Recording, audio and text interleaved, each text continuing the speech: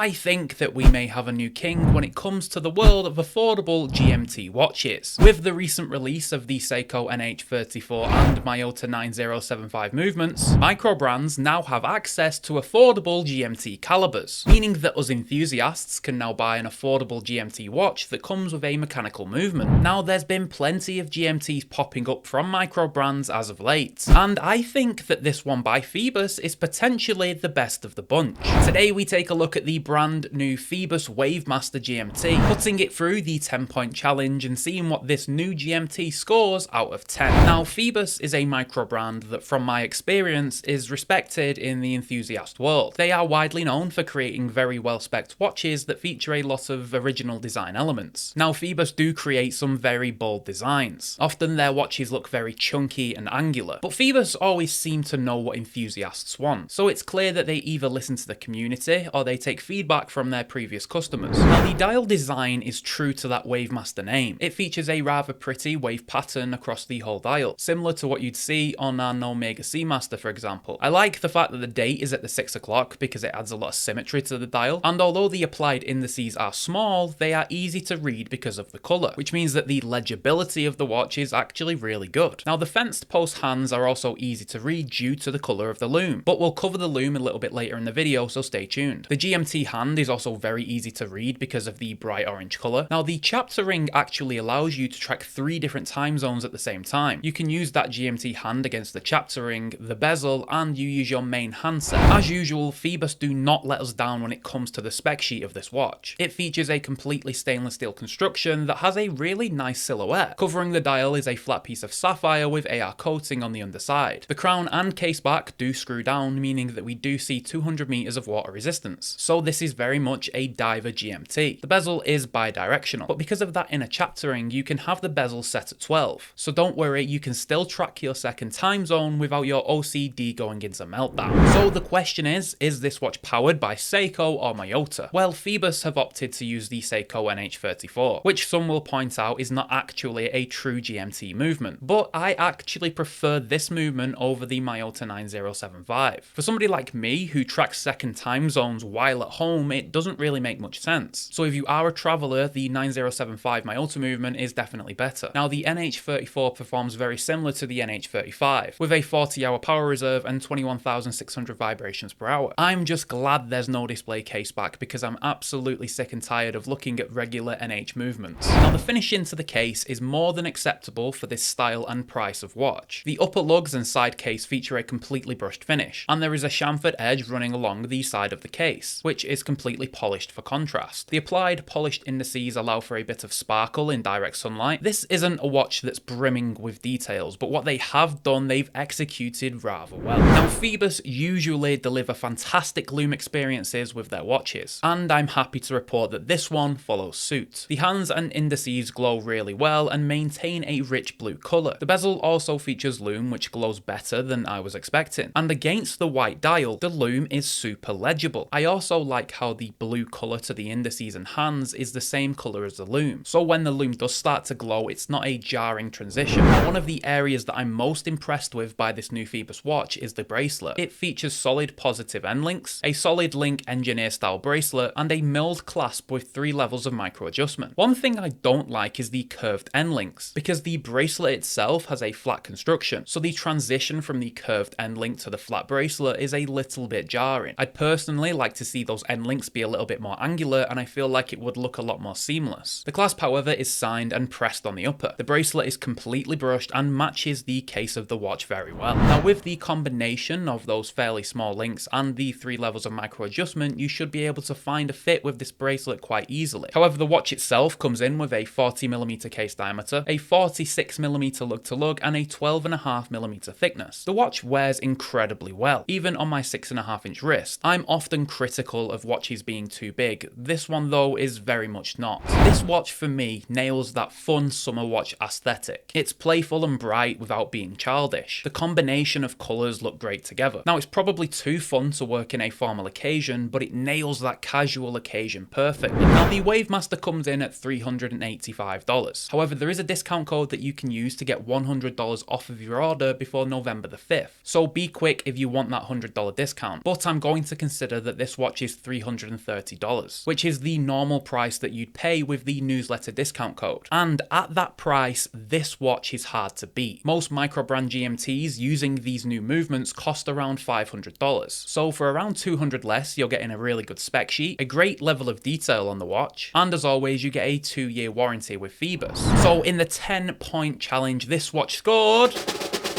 9 out of 10. I just want to say well done to Phoebus on this new release. This is the best watch that I've reviewed so far this year. The combination of the design, the great spec sheet, and the wearing experience makes this a seriously good GMT watch that is going to be hard to beat. And if you like this video, then watch this one.